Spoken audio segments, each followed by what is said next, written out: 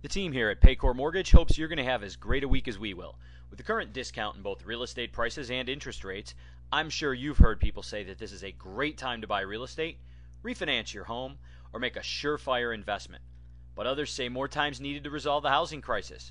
So I applaud you for investing a few minutes in the weekly Rate Pulse, where we can dial you into what's being said out there so you can make your own determination. First, let's look at the market swerve this week.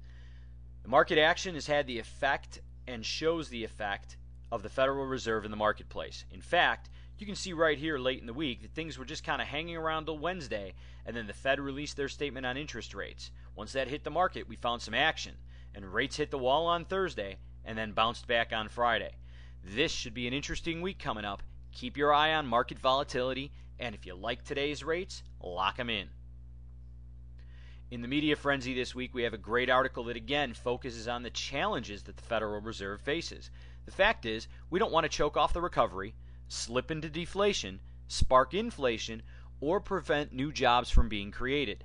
This is a heavy load, and this article paints a great picture of it. Find the article at www.marketwatch.com. Find the second article of the market this week at the realtycheck.cnbc.com blog. In her most relevant post of the last week, Diana Olick finds that in spite of the government being the motivator behind the tax credit, they cannot agree on extending the closing date for these transactions beyond this Wednesday, June 30th. In fact, one wonders what the motivation or understanding of our lawmakers is, as it's currently very hard for people to close loans in less than 8 weeks.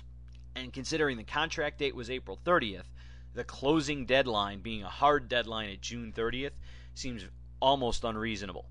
Up to 180,000 families are going to lose their $8,000 tax credits this week. Again, this article is at realtycheck.cnbc.com. This week's Game Changers from Brian Tracy.